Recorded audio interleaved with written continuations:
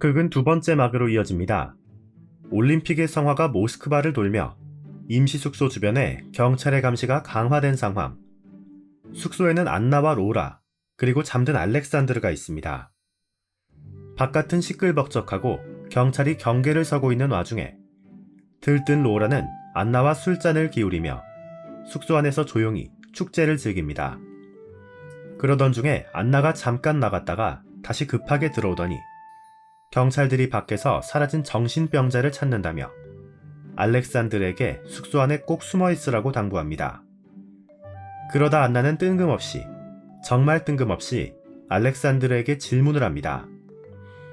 제왕절개를 하면 남자도 아이를 낳을 수 있냐라는 질문을 말이죠. 질문에 대답하다 알렉산드르는 넘지 말아야 할 선을 넘어버립니다. 성모 마리아는 사실 강간을 당한 것이다 라는 주장을 해버려 독실한 기독교 신자였던 안나와 한바탕 소동이 벌어지죠.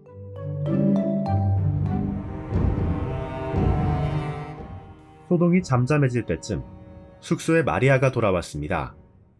글라라와 함께 숙소를 나섰을 때와 전혀 다른 피투성이의 절뚝거리는 모습으로 말이죠. 그녀는 니콜라이를 보기 위해 따라간 것이었고 임시다리에서 멈춰주기로 약속을 했었지만 막상 임시다리에 도착했는데도 멈추지 않고 그냥 가버리자 달리는 차에서 뛰어내려 탈출을 하다가 그렇게 다친 것이었습니다. 고통에 신음하면서도 아기를 찾으러 모스크바에 가야 한다는 말을 하는 마리아에게 세 사람은 붕대를 감아주며 알렉산드르는 의사를 데려오겠다며 떠날 채비를 합니다. 조금 늦었지만 글라라도 다시 돌아왔습니다. 그녀 또한 얼굴이 많이 상한 채로 돌아왔지만 그녀가 다친 이유는 마리아와 달랐습니다. 중간에 도망친 마리아 때문에 화가 난 두 남자가 글라라를 때렸기 때문이었죠. 글라라 자신도 두 남자를 이용해 모스크바에 가려 했던 계획이 틀어져 버렸으니 가득 찬 분노의 화살은 로라에게 향했습니다.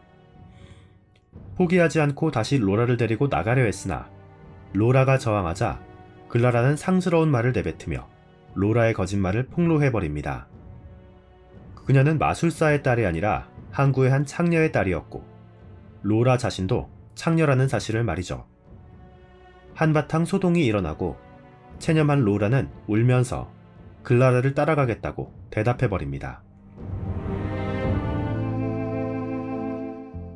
로라는 알렉산드르에게 작별을 구하고 다시는 볼 수 없을 것이라고 말하지만 그때 알렉산드르가 자신의 정체를 밝힙니다. 그의 이름은 알렉산드르 일리아지, 노벨 물리학상 수상자였고 쉬면서 일하라는 의사의 권유에 따라 정신병원에 머문 것이었습니다. 놀란 로라에게 알렉산드르는 병원에 연락처를 적어주며 꼭 연락하라고 사랑한다는 말을 남기고 숙소를 떠납니다. 모스크바로 가는 길이 통제될까 마음이 급한 글라라와 체념한 로라가 숙소를 나서려는 순간 발렌찌나가 들어옵니다. 그녀의 손에는 글라라의 가방이 들려 있었죠.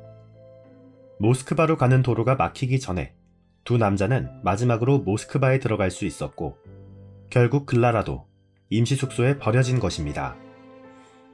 5명의 여자가 숙소에 처음으로 모였고 발렌치나는 마리아의 상태를 본 후 더 볼 필요도 없이 다리가 부러졌다고 말합니다. 아픈 마리아와 지친 로라, 실성하기 직전인 글라라와 여전히 시끄러운 안나, 그리고 생각을 읽을 수 없는 발렌치나까지. 이들이 모인 숙소는 말 그대로 난장이었죠. 그 상황을 발렌치나가 통제하려 할 때 니콜라이가 들어옵니다. 피투성이가 된 마리아를 향해 다가오는 아들을 발렌치나가 말려보지만 니콜라이는 본인의 문제라며 놔두라고 말하고 결국 발렌치나는 너의 운명은 너의 것이라며 체념합니다.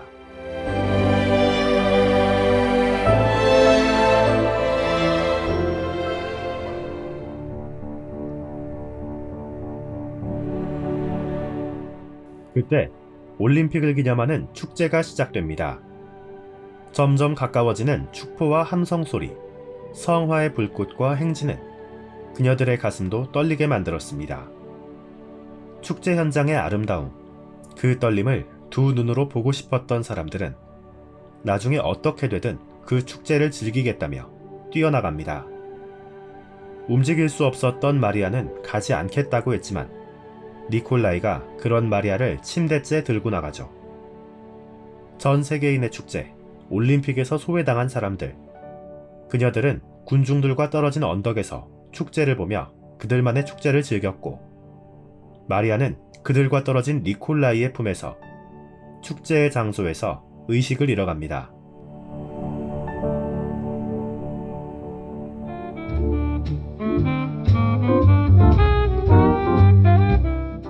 소외당한 사람들의 이야기.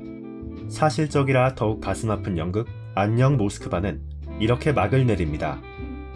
이 연극을 접한 여러분들은 어떤 느낌을 받으셨을지 궁금하네요.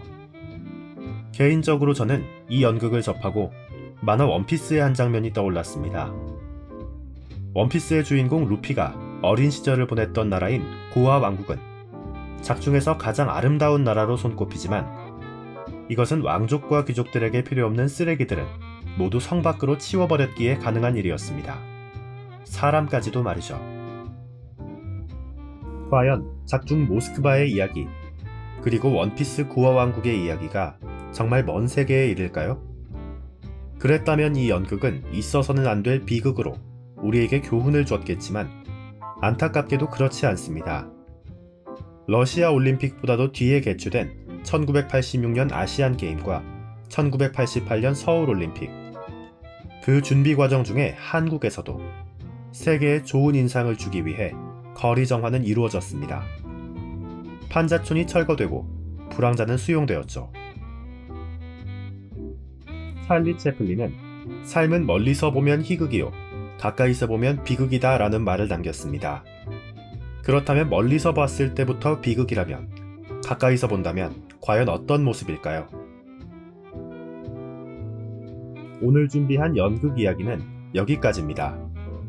이번 이야기도 여러분들의 가슴에, 기억 속에 남길 바라면서 저는 다음 연극과 함께 돌아오겠습니다.